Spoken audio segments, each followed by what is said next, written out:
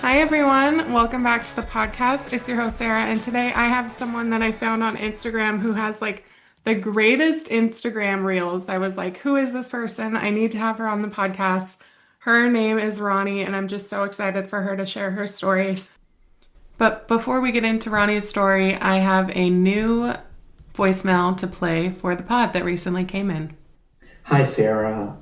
I'm a male, 25 years of age, calling from New York. I just want to say I love the podcast so far. It's been very helpful from gaining different point of views. And as a male who suffers with BPD, I wonder if you had fellow podcasters or guests join you to discuss the male suffering under BPD, or experience rather with BPD, and if you can make that a part of one of your next video segment, podcast segments, and feature a guest or have your intake or whatever that looks like in the form of talking about the male experience with BPD. Thank you and keep up the great work. Bye. Yeah, so thank you so much for the voicemail. I actually, after listening to this, was like, yeah, we need more men on the podcast. There's been men on the podcast before, but it's been quite a while, so feel free to go back through those episodes. You might have to listen from like the very beginning. Unfortunately, I apologize. There's over 250 episodes, so have fun with that. But I did put out a post in a group that I'm on Facebook that's BPD related, for finding more men on the podcast, and I got like dozens of responses, and I've already interviewed a few men for the podcast, so I can't wait to share their story and start to meet this need for hosting more specifically cis men on the podcast. So thank you so much for the voicemail. I always love hearing from you guys, and let's get into today's episode. Roni, tell us who you are and what you're here to talk about. Like, what's your background? Well, again, Roni, of course, my name. Thank you again for inviting me onto your podcast. That's really exciting, and this is really fun for me. As far as background goes, like I wouldn't.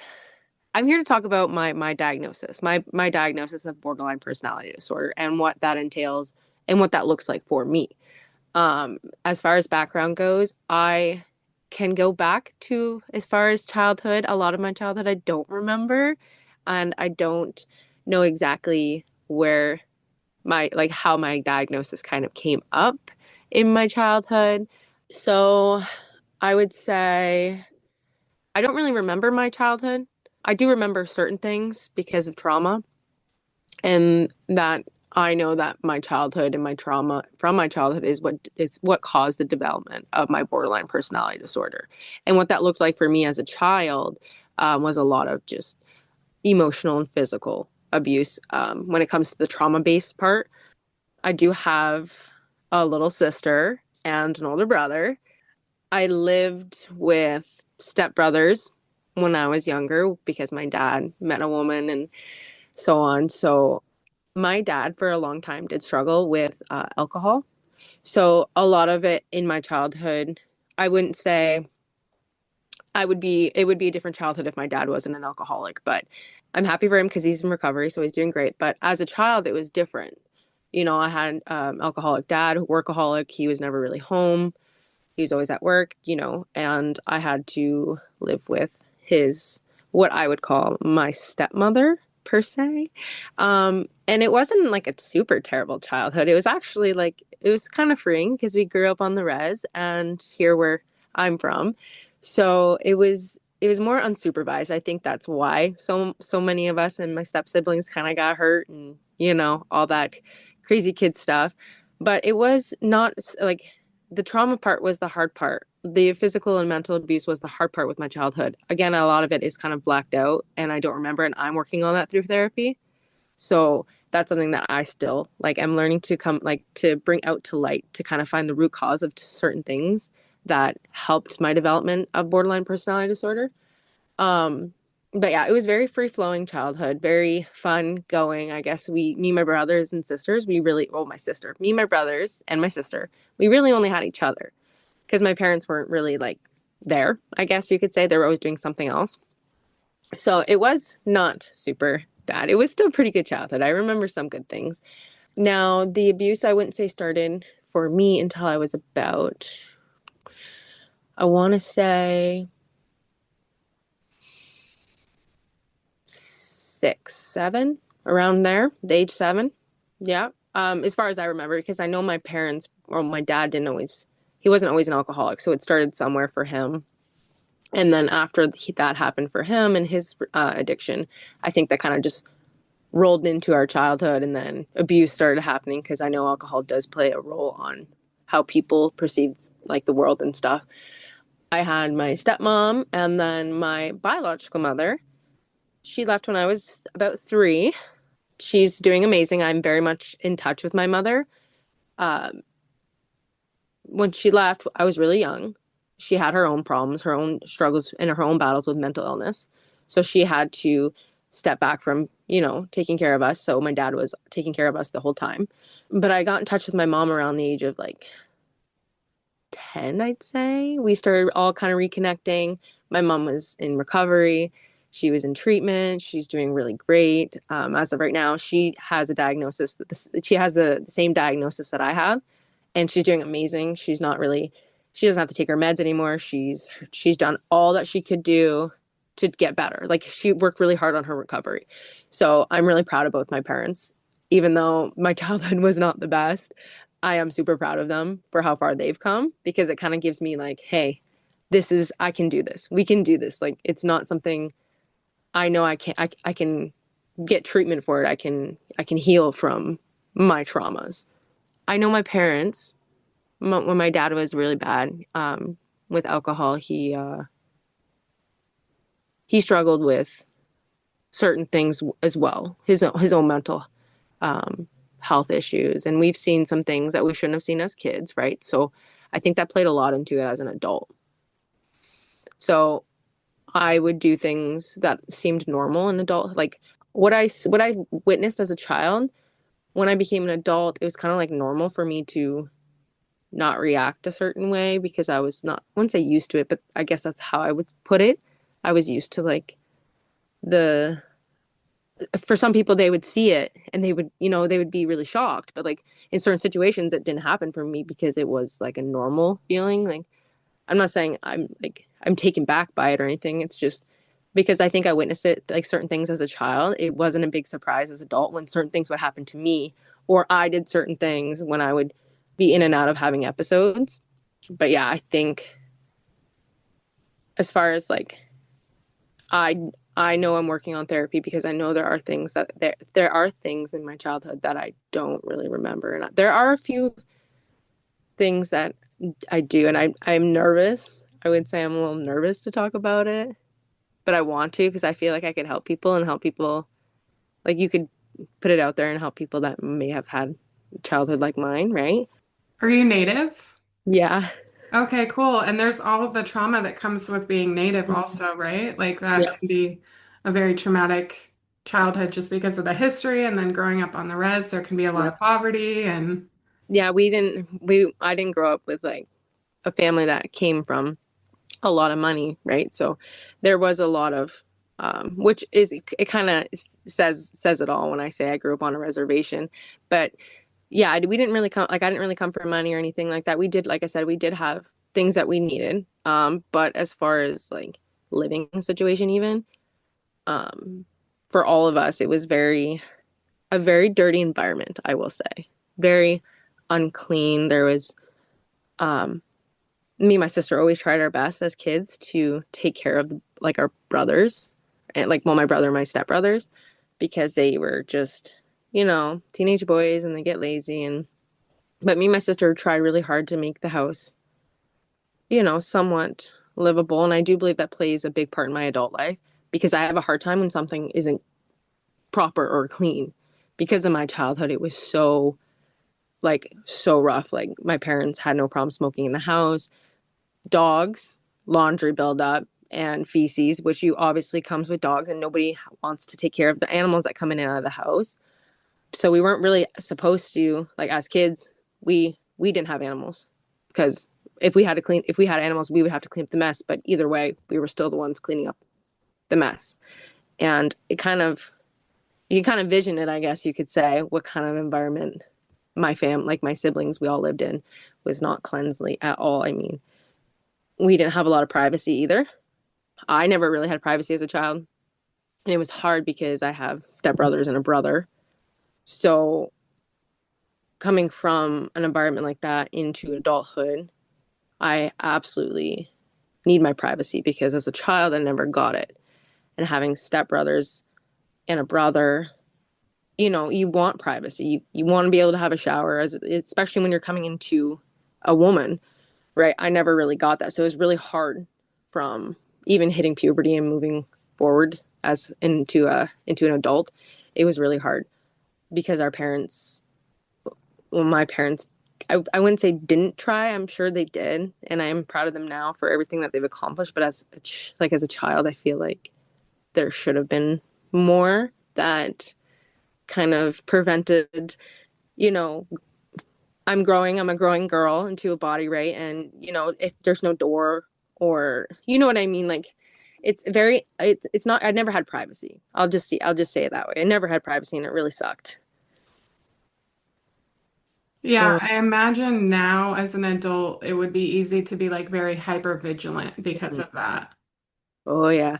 There are times where I tell my husband, I'm like, I'm going to the room. I need privacy. And I think, and he never evades my privacy. He knows how, like, I'm very serious when it comes to privacy because I never got it as a child. So, um, I wouldn't say it's something I guess I do need it in a way because I never had it. So as an adult, I'm like, no, I need privacy. I'm going to lock the doors every time I'm in the bathroom or, I'm taking a shower and whatnot. Right. So I'm, I'm very big on my privacy as an adult because of that. Yeah, and so what were your school years like? Like what were your relationships like? Were they like chaotic, the girl fighting that happens with BPD and like the feeling isolated and left out or what was it like? Oh, it was hard to even have friends. I had two friends. We'll start elementary school. I had two friends, but we're not friends anymore. And it was hard because I didn't understand it as a child or like going into teenage years. I was like, why am I acting like this? Like, why am I like my friend would go over to her friend's house, our friend's house, and then I would get upset because I'd be like, even though I'm a younger, like we're in a younger age, I'm like, why nobody wants to hang out with me? I'm like, but I shouldn't be acting like this because people have other friends. I feel like it can be really challenging to focus on school during those years. Like, I have talked about it in other podcasts. Like, I did really well through school, but I had such a hard time, like, actually focusing on I also have ADHD, but like, such a hard time actually focusing on my classes when I was because of my borderline. Yeah. Yeah. I've done a lot of research when it comes to ADHD as well because I know a lot of it. I was actually talking to a psychiatrist yesterday or on Friday because I had an appointment with her. And I was telling her like it's amazing to see how like close they are with like certain things. And obviously they're not the same ones neurological, but I'm saying like how similar like they are together. So it was really cool to see that. I didn't I wouldn't say like I didn't have severe symptoms until like after college. Like I went to college and I only did my first year. I didn't go back for my second year. I just like was like I can't do this mentally. I did end up in the hospital during the periods between my first and second year because I didn't have a diagnosis then, right? So there was a lot that was going on mentally that I just couldn't handle the stress of school and trying to understand what was wrong with me. So I actually ended up in the hospital and I couldn't finish my second year because my mental health was so bad. It was pretty bad, I will say. And I think that's when my symptoms of BPD really started to kick in. Yeah, that like it wasn't so severe before, but as I got into my early 20s, and I'm going to be 30 this year, right? So in beginning of my early 20s, I started to see little things that I noticed. And it got really bad in the year of 2022 because I was in terms of like splitting. I know other people use other words, but I was having episodes so much that I didn't understand it. And that's when that like the good 4 years was so bad. And that's where I got my diagnosis because of how bad my symptoms were. And I didn't even really get that true diagnosis until I didn't want to be here anymore. And that's the way I actually got the diagnosis, was because of the impulsivity I had during an episode. That's how they've come to the terms that I have borderline personality disorder. Because even when I would come out of it, I come out of an episode, I'd be like, there's like, I didn't mean like the like shame and guilt I feel after an episode. And I didn't understand it. Like at the time, I didn't understand it. So it sounds like you had an attempt. Yeah. Yeah. Yeah. It was really scary time because I knew I was in therapy and I've seen a psychiatrist. I was seeing a psychiatrist before, and then I stopped going to therapy. I stopped because maybe I was in denial, I felt. I was like, no, I don't want to be diagnosed with anything. I'm in denial. I don't want to, I don't want to accept anything because in my mind at the time, if I got a diagnosis, then I like my mindset that was my mindset then, I will be really honest, was very narcissistic. I was in denial and I was like, there's nothing wrong with me. I'm fine. I don't need to be fixed. There's nothing wrong. So I think for a long time I kind of ran from the idea that there's something more like internal. Yeah, and then you get a borderline diagnosis, which has to be kind of shocking. How did you feel about that? I actually had to ask a psychiatrist, the psychiatrist that diagnosed me, I had to ask her twice. And then she had somebody working underneath her, and I had to ask him because I was like, there's no way. Like in my mind, I was like, I can't, like, can you read me what's on the paper? And then I went and I had my therapist and I went and asked her and she's like, no, you have three. And this is I was like, can you just say it out loud, please? Because two people told me and I need you to tell me again, just to be clear. Like, I guess for me, I was like, no way. But it's not that I didn't accept it because I did. I kind of knew it was coming, but I did accept it. It just took me three people to tell me I have it to finally go, hey, Roni, that's your diagnosis and you need to start working on this right away. And did you know that your mom had BPD at the time? Like, were you aware of what that was? I did, yes. I knew my mom had BPD because when me and my mom got back into touch and she was in recovery, or when me and my mom got back talking, she was in recovery, right? So when I started going to therapy and seeing a psychiatrist, my mom's psychiatrist wanted to make sure that my psychiatrist knew the genetics of what my mom's mental illness was. So it kind of played. It was kind of nice that I was able to understand it because my mom had it, and I witnessed my mom in certain episodes when I was younger. When I'm old, now that I'm older, I'm like, okay, that makes sense. So yeah, I did have an understanding of what it was, and maybe that's why I was so afraid of it. Yeah, that makes sense. Like, watching your parent go through that must be really scary. Yeah, it was because we got to see my mom in the summer. Like my dad was nice enough to let my mom see like go up for the summer because she's an American. So she lives in America. And she came to Canada and met my dad. So it was really nice that we were able to do that as kids. But my mom at the time was still struggling. So it was still kind of hard in their teenage years. And then as we all grew up, right, it's been a lot easier to like I forgive my parents. I love them so much and I I am proud of them and I do forgive the abuse that is the reason I have developed this disorder. Yeah, that's a lot of grace. Yeah.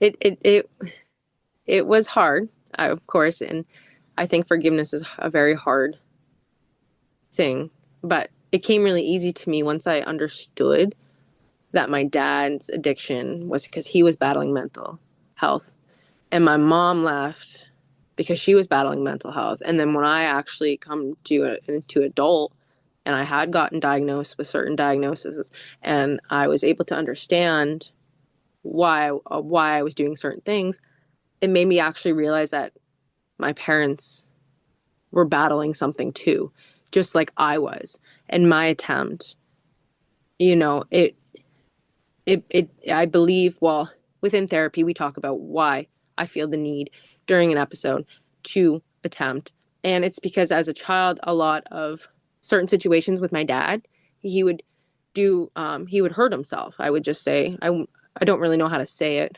He would cause harm within himself, and we would witness that as kids. So as I got older, me and my therapist sat down and we talked about it, and she said it's because it's all I know. So as an adult, I have so much grit, like I have so much like sympathy for my parents for going through what they went through, because having kids at being young, and then not battling, like not understanding what they were dealing with.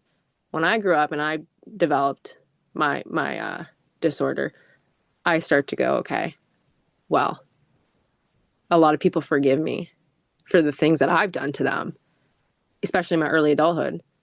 And I can't see why I wouldn't forgive my parents. I'm very family oriented, so I love talking to my mom and dad. I'm always checking on them, but I do forgive them because I struggle. I know how hard it is, right? So I can't not forgive my parents. Yeah, that's beautiful. Yeah. So it seems like you have like a really rad marriage. Tell me about like your husband and your like journey in marriage. How long have you been married? We got married April 26th of 2024. So our anniversary is actually this weekend. I'm Yay. really excited. We're getting our photos done and I get to put my dress back on. So it's a lot of fun. We're going to do a lot of fun there. But we actually met at I got a job where we both live, but we didn't know each other. I lived here in our local town for 8 years, and I've never met him in my entire life being here. So I get a job where he works, and that's how we actually met, was through our work. So we were very we clicked very fast. All I said was hi to my husband, and then ever since then we kind of clicked and we were together all the time. I think for me it was easier to be around someone like him because he's so funny. So I would like bounce off of him, and then I would take in kind of who he was, and it was really easy to be around people like that because you are like I know I shouldn't say that people influence me because certain personalities do, but like it's still my choice at the end of the day. But it's good to be around somebody who's always funny because it makes me want to be funny and like them. So, but yeah, that's how we met. We ended up getting married within that first year. And then we went on our honeymoon, and ever since then we've kind of just been inseparable. So it's a really sweet marriage. It is. I'm not just saying that because it's my husband. I'm saying that he helps me through my mental battles, and he's so patient with me and he's so supportive. Like when I have episodes, he doesn't, and I say this in some of my videos, I say, my husband doesn't add fuel to the flames. So he did a lot of research. He educated himself. There was so much that he did, and he does for my mental well-being. Not that he has to. He's not obligated to do that. He just does it without even really trying, and it's so nice. And it's something I haven't was like it's something I was never used to. So past relationships, a lot of people would think I'm arguing or trying to fight with them, but my husband, after he did his research, he understood that I'm not fighting with him. I'm having an episode, and he's always close, but not too close. I've never been physical. I've said really mean things to my husband during an episode, but I would never be physical with him. I love him so much, but in an episode, he knows I'm not a logical mindset. So I will say some mean things, but when I come out of it, I'm very much the type of person to take accountability for what I did in those moments because it's still me. But he just there. He gives me the space to have my moments and have my lash outs on myself or try to regulate, and I can't. And he's still right there, and he's very supportive, and it's very, very helpful when it comes to my episodes, I will say. Yeah, I feel like meeting at this point, like hundreds of people with borderline over the years, like I get so excited when I see people having healthy relationships and especially healthy marriages because like I've been divorced and I'm remarried and I have like a really beautiful healthy marriage now that's like very similar to what you're talking about, but it's for people with BPD and other mental health issues. Like it's such a fucking journey to get here. And so when I see it, it like almost makes me cry. It's just like it's really emotional to like be Mhm. like proud of your people that we are capable of having that. Yeah, I think when I started doing videos, I really my focus was to kind of help it helps me heal myself. It helps me bring light to like what I've gone through and like come to realize that hey, I've been through this and that's like wow, how far have I come?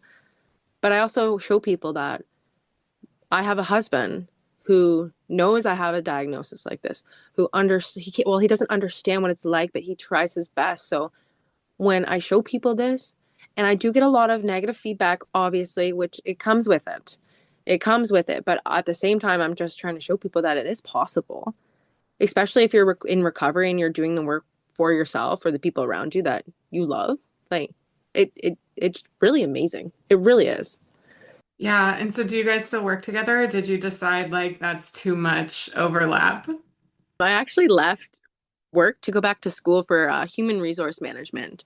And it's been a journey. So I haven't finished, obviously. So that's something that I want to work on before I actually, like, I could go back to work, but I am super blessed to have a relationship where I don't have to work right now, especially how bad my mental health declined from the year 2022 to the last September. So it declined pretty bad. So I'm really blessed to be able to stay home and not have to focus on the stress of working. How much more time do you have in your degree? I think there's 6 more courses. I did my accounting course and oh my goodness, that was stressful. You know what? I forgot math and numbers are not for me, but I'd like to think I did pretty good. I did pretty good on that course, even though I'm not good at math. So, Do you find yourself stuck in the like perfectionism that people with borderline can often find themselves in? Like, especially in school, it can be like, if I don't get an A, then I'm a piece of shit. Like, hmm it just validates all of the shitty things we think about ourselves. yeah, I struggled with that because I got my first assignment I ever did when I started school. I did not get a good mark at all. My second one was amazing, but my first one, I was like, you know what? I can't do this. I actually changed my mind. I want to do something else. I'm not doing a good job. I don't think there were so many thoughts that went through my head, especially when I fail at things that I want to try get into because I don't have really hobbies or anything. I don't really understand what I like, and I still struggle with that. So when I try something and I fail, like the thoughts that just like consume me, it's really scary. It is. Yeah, I have a client who's got BPD who's going back to school, like college, after, I don't know, 15 years since high school or whatever. And I can just see like how much distress is happening under the surface for them. And I'm like, listen, like, it's okay. Like, you're gonna fail some tests or fail some assignments.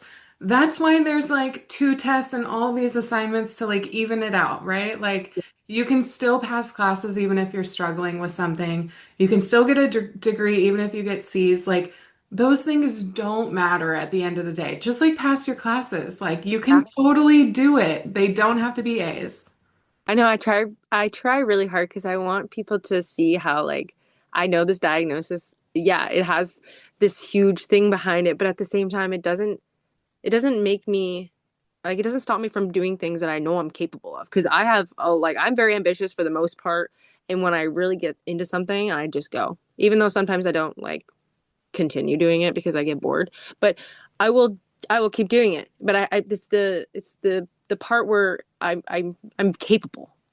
Very much capable of doing it. And I think people need to try to their best to be kinder to themselves, especially with that like a mental illness in general.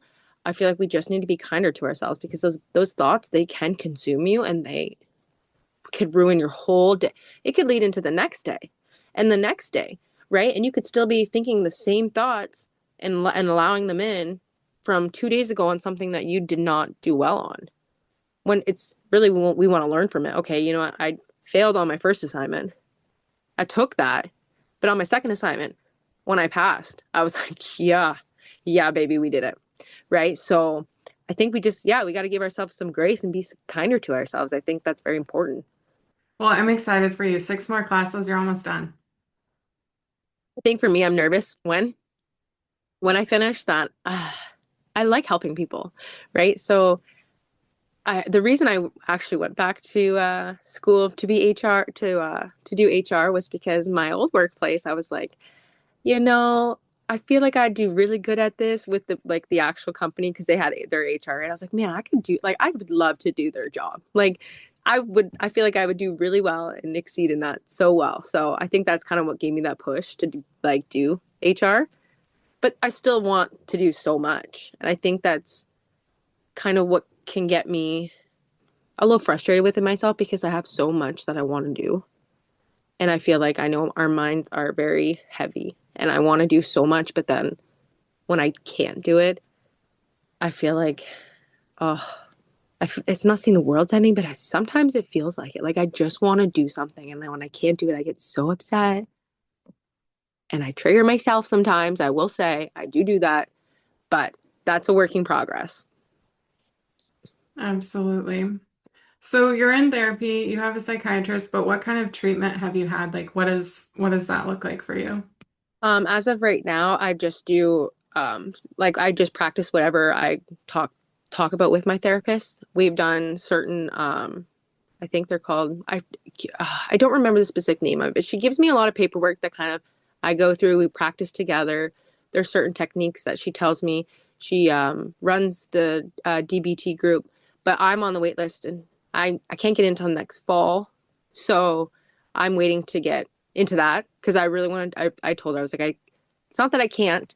I just think I need a little bit more, things to help me in certain situations. It's not that she's not doing her job. She's amazing. She is amazing. It's just I know that I could take in more rather than try to therapy for me goes for an hour and sometimes it can be all over the place because I'm all over the place. I'm actually I had to have my doctor send over a note to get assessed for ADHD. So that's on the list too, right? So I kind of go all over the place. So if I could be in a group setting, I think that would really be beneficial because then I could actually see like, hey, it's not just me. I know there's so many of us that struggle and we do understand each other to some extent. So I really want to do that and I'm actually really excited. Yeah, DBT is great. Yeah, I've heard some really good things about it. Yeah, it's great. It when you're in a group setting, it can be like so validating to see other people like going through the same stuff. And it can also be so dysregulating to be like, can you shut the fuck up right now? And like what my therapist told me, fuck, 8 years ago now or whatever, when I was 25, my therapist was like, like your job is to just stay in the chair, right? Like even if people piss you off, like you have to just keep showing up and like trust the process. And so I really like that advice. Just like stay in the chair. Just keep going. I love that. I love that. I'm really excited. I think for me it's I know there's more people who struggle. I know that I'm not the only one.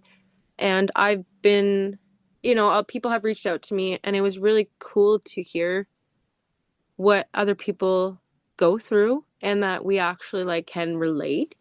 That people who don't have BPD, they try to understand, of course, but when one person and another person relate and actually have some understand, it's actually amazing to see. Because I'm over here like, wow, like I thought no one would ever understand me. And I think it's so important that we do come together, especially with mental illness, because I feel like we actually could help each other so much. And like, hey, this is how I manage. And sometimes this is what I do to cope. And hey, this is and everybody's different. So I think that's really special, especially starting my videos, because I love talking to people and I think even with relationship advice, I don't take relationship advice from people who aren't married, and that's just me personally. So I make that very clear to a lot of people who reach out to me. But I want to give advice because I know that some people aren't married, but people have a hard time. They beat themselves up because they're like, well, my partner did this and this and this, and I'm like, no, no, no, no. We can do this. We can figure this out. We can find the root cause, just like I've been doing, right? So I've been trying to find the root cause to all my triggers, and I'm doing pretty good. I would say I'm doing pretty good. but some of them are really hard. But I never mean to take it out on my husband. I never, I have to be accountable for it, right? So I think that's important. And I think it's important that we help each other realize that as well. Yeah, that process of repair is like, yeah, it's everything. Like we have to repair after we've done something that's not consistent with our values or something that's like harmful emotionally to someone else. Like we have to repair. I think it's important because I know a lot of like in my early 20s, like I said, I was very narcissistic. I had narcissistic mindset. And I'm not saying I know we're in the same cluster. I'm not saying there's anything, it was just the mindset that I had was very, because I don't want to, like, I'm trying not to take someone else's diagnosis and kind of, put them together because it's not really what it is. But as far as what I've learned, you know, I was very, how do I put it? Because I don't want it to sound like I'm demonizing or like saying anything bad because I'm not, because I know they're struggling too. I know they need help too. But it was very like, I'm not the problem. You're the problem. I didn't want to be accountable. So my friendships at the time, because I didn't want to take accountability, I was like, you know what? I'm going to go and I'm going to step out. And I lost all my friends. And I do believe that's because in the beginning, before, I didn't want to take accountability. And if I could just leave and not be friends with anybody, then I could avoid accountability. But as I got further into my, like when I actually came to realization that that's not good and I got into recovery, I'm absolutely accountable for everything I do. And I take that seriously because of who I was and what mindset I was in, where accountability was not, I did not want to take accountability. So I see a lot of progress within myself. Like, I'm so glad that I can look back on that and go, yeah, that was wrong. So now when I'm in an episode and I come out of it, it's easier for me to go, yeah, no, that was not okay. And I do have a lot of empathy. And I generally feel sorry for like my husband because, that's really who I'm around all the time, right? So my friends, as far as friends go, I don't really have any. So I have my high school, not my high school, my grade two best friend, but we've been friends since we were really little, and you know, but accountability is a big thing for me. I think it's really important that we do that because then it also shows the other person that we are aware that we did wrong. Yeah, and accountability is like such a love. It's like such an act of love, but you were saying like it's painful, right? And it's like, well, yeah, because we have to acknowledge like the impact of our behavior, but then when you're looking at your triggers and the root cause, like you were talking about, it's like really sad to acknowledge the root cause. Like that can be devastating to name, like, yeah, my younger self was hurt in this way, and I had no control over being hurt, right? And like a person that I like loved and trusted is the one that hurt me. And this has had this impact, and now I'm hurting someone else. And just like that whole thing is devastating. Mm-hmm. It really is sad to, yeah, like you said, it's really sad to find, yeah, find the root cause. And then when you actually do, it brings you back to an open wound. And now I'm here upset because I have to figure out how to heal. And I know that it's on me to heal, but it doesn't seem fair because I'm not the one who created it. But yes, as unfair as it is, it's important that I do because I don't want to hurt my husband. I don't want to hurt my mom. I don't want to hurt myself. You know what I mean? So like I want to make sure I'm healing so that the people around me want to be around me. Absolutely. Yeah, I love that for you. That's so awesome. So, what have we not talked about that you want to share? For me, there's something that I don't mind talking about that I went through when I was in my symptoms were really visible. I actually started drinking alcohol a lot to kind of numb the pain.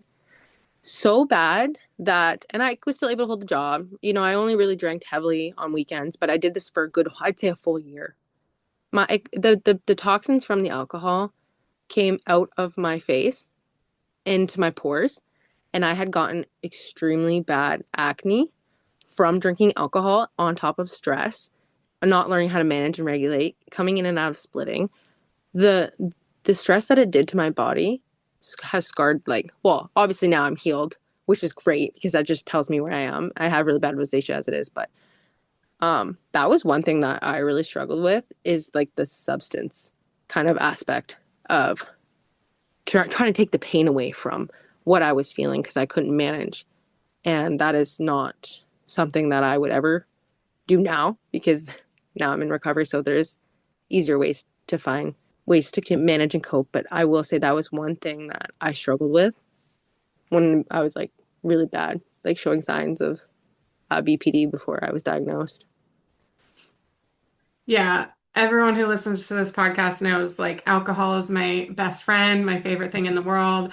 I started blacking out when I was 15. I did that until I was 29. I was sober by the time I turned 30. I've been sober for 3.5 years. So, like, Oh, wow.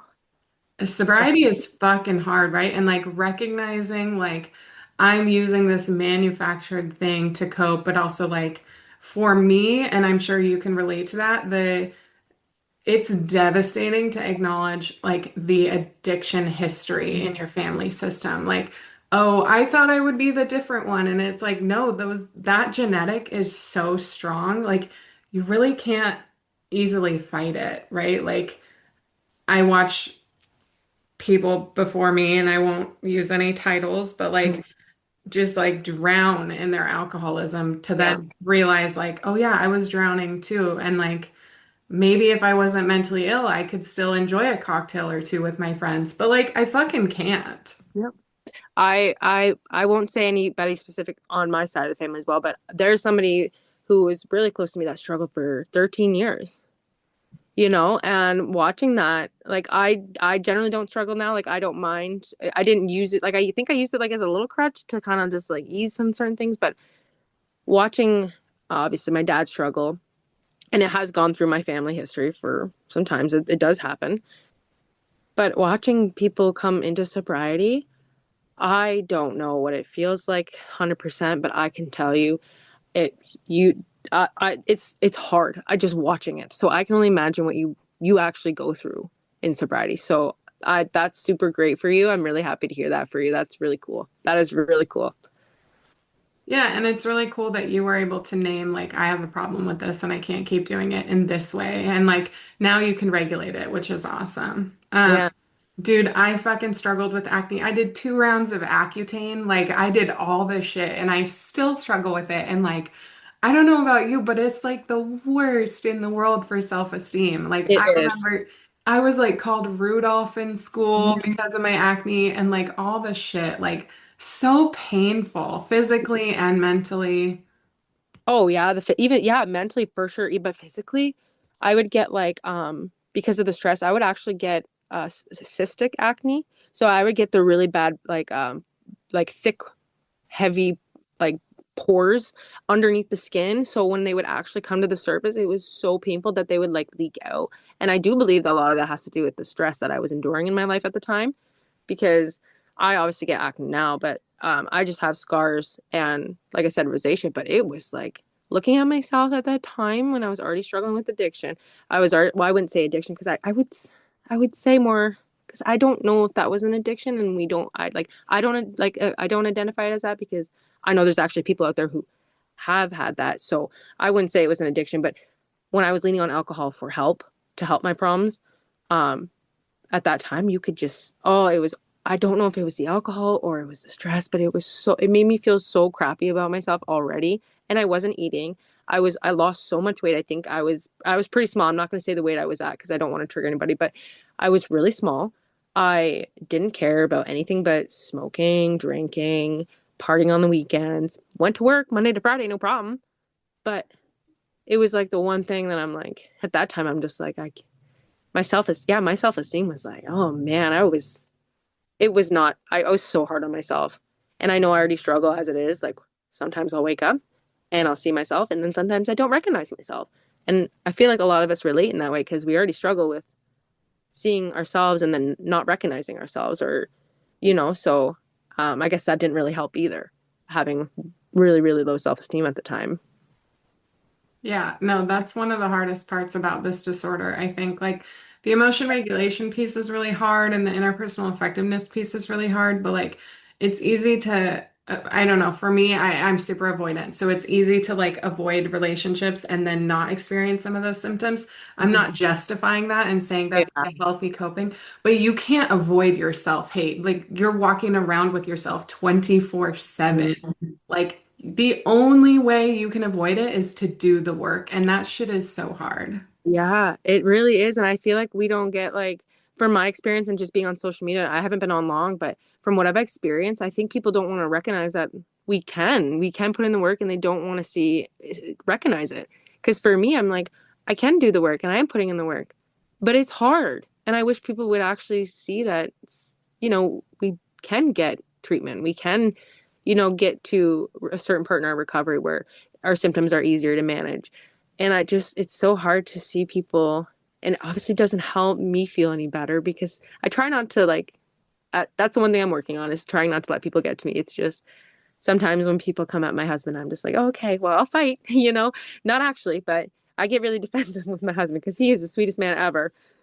Like, I am hard on myself because I think for like the hardest part, yes, learning how to regulate is really hard. But as we were saying, going back to like getting, I think like I want to say 3 weeks ago, I was just doing my makeup.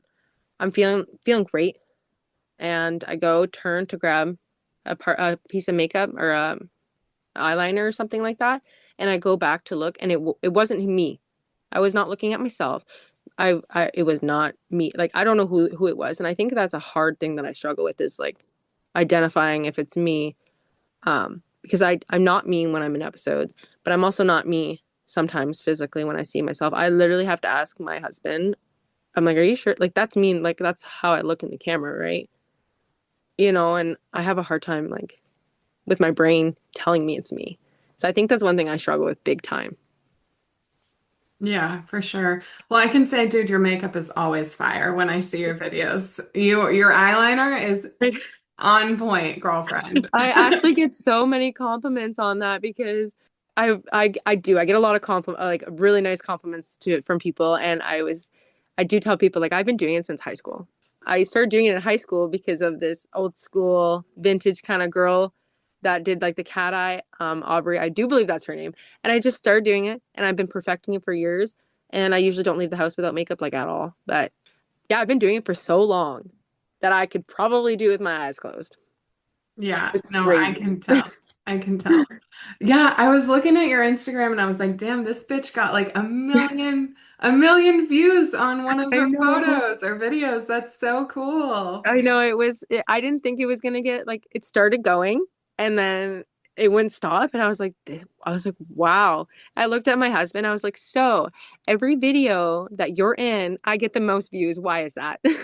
So I try my best to like incorporate him in my videos at the same time. But because it is important to show people what it's like to be in like a relationship and have BPD.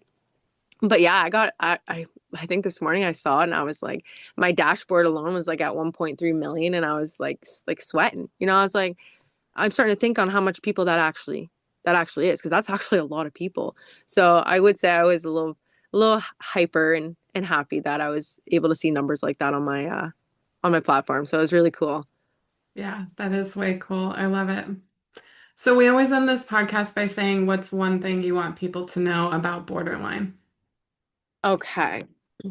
Ooh, that there's so okay. One thing this could go so many ways. The one thing I would say, I know that people without borderline personality disorder don't understand what it's like. But I feel like it's really important when you have people in your life who have it and that diagnosis. It's not that you should understand. It's just, maybe I want people to know that it's not on the person without BPD to do the work because it's on us, but it's very important when you love somebody who has BPD to do a little research, look up a few things, just kind of educate yourself even a little bit because people with BPD actually go through a lot. And it is really hard to live with daily. And if people could just try to be a little more understanding, just take that one foot and step forward, do a little research, and for the people that have it, that they love. I think that's really important to the people who have BPD because it also shows them that people want to try to understand. And I feel like that's important. Absolutely. I love that. Yeah. I've had a lot of people over the years be like, I recommended this episode from the podcast, or my parents are going to, Family Connections, or my partner started reading peer-reviewed, whatever. It's like, yeah, when you have people in your life that are invested in your well-being, it changes the game. Yeah, and I think it shows because I know you understand. We have a hard time kind of seeing that we're important or that we struggle with feeling that we're good enough for somebody, even our family, right? So even if our family or our close ones, our loved ones, even just show us just a little bit that they're willing to understand, I think that will go really far. Like it goes really far. In my opinion, it goes far, especially with my husband. Like when he started doing research for himself, all by himself, I was like, yeah, you're the one. You're the one. I think it's very important to show us just a little bit that you're willing to understand because there's a lot. I know it's hard to understand, but there's a lot there behind it. Absolutely. Well, Ronnie, thank you so much for your time. I am stoked for everyone to hear your story. Thank you. Thank you so much for asking me to be on your podcast. And this was my first one, so I'm super grateful and thankful that I was willing to experience that with you. Hi, listeners. Thank you for tuning in to the Bold, Beautiful Borderline podcast. I hope you enjoyed the episode today. If you liked what you heard, don't forget to subscribe, rate, and leave a review on Apple, Spotify, or wherever you get your content. That is super helpful for me. It helps us find additional folks who want to listen to the show, want to feel seen, family members who want to learn, and partners who want to understand. If you want to follow along to more than just the podcast, find us on Instagram at Bold Beautiful Borderline, find me at Borderline from Hell, or head over to boldbeautifulborderline.com where there's information, resources, a place to leave a voicemail to be heard on the podcast, which I love, and just general content. All of that information can be found in the show notes. And if you want to get exclusive content, which is bonus episodes, journal prompts, worksheets, all sorts of extra stuff, sometimes videos of me with my hair very crazy with kind of impulsive borderline rants, head over to Patreon and consider becoming a member. That is super helpful with creating content that allows me to destigmatize BPD and all of the other wild mental health struggles that we discuss on the podcast. A huge thanks to everyone who joins on the podcast to share their story and just generally helps keep this thing alive. Especially my friend Corey Evans from the Evergreen Band. He produced and created the music that is the intro and outro for this show, as well as the cover art that was created by my husband, Talon Abbott. Their information is found in the show notes. All of the information discussed in the podcast is purely personal experience. This is not medical recommendations. This is not therapy recommendations. There's no producer for this show. It's all me.